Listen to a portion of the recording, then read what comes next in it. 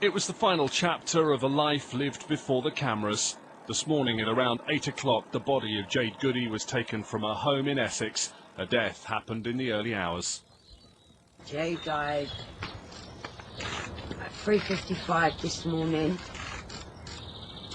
and family and friends would like this privacy at last for this morning. Thank you.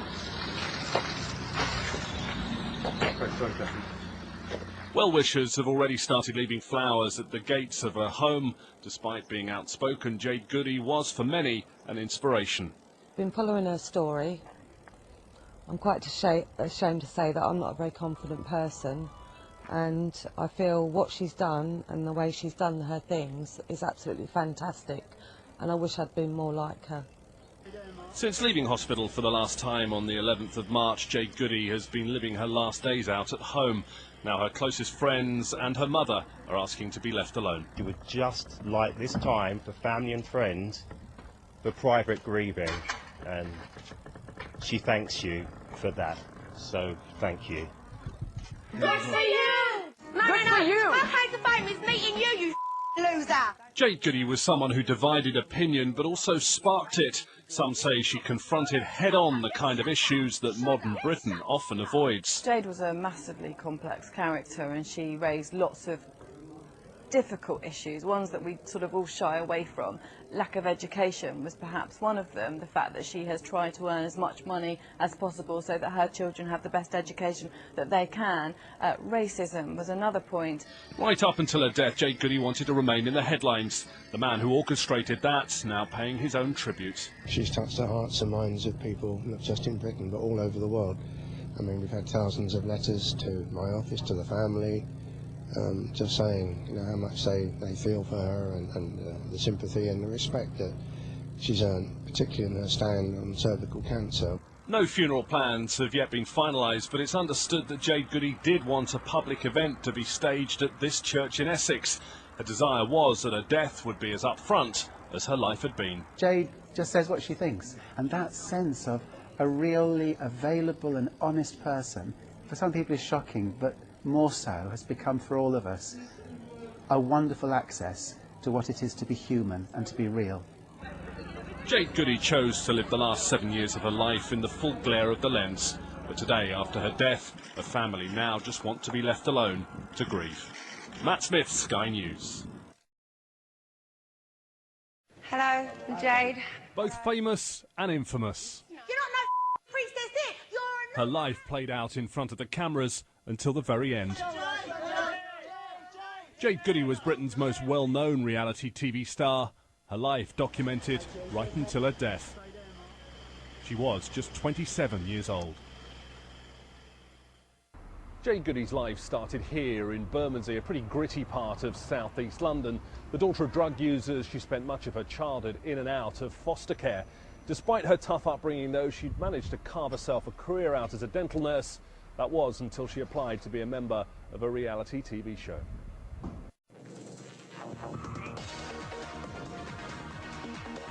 She could have had little idea where it would all take her.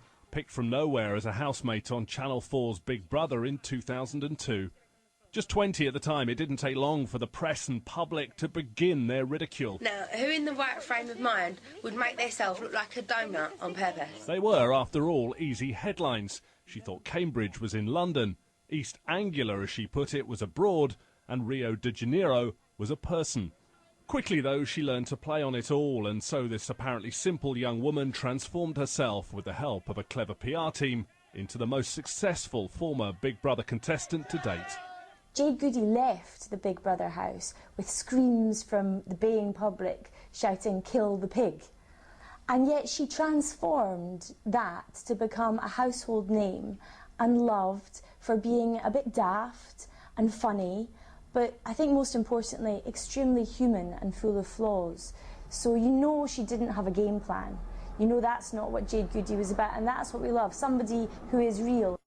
Her first stay here at the Big Brother house certainly made Jade Goody famous, but it was to be her return trip here for the celebrity edition that was to make headlines of a completely different kind. Good for you! No, Good for you! My claim to fame is meeting fucking you loser. Her next stay in the Big Brother house, this time the celebrity edition in 2007. Oh, you shut up. You shut up. Shut up. You shut up. Who you to tell me to shut up? You might be some princess in Neverland, but I don't give a You're not no princess here. You're a normal housemate like everybody else. She quickly clashed with Bollywood actress Shilpa Shetty, and the racism allegations flew. 45,000 people complained. It all led to this extraordinary interview with the News of the World. I am sincerely sorry for the pain and hurt caused to Shilpa's family.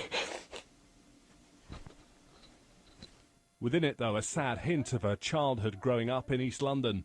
I've only ever been brought up on watching people argue with swear words in it and the aggression that I held. All this, enough material and enough interest for not one but two autobiographies. There was a marathon, a cookbook, a perfume range and a trip to India to mend the offence she'd caused.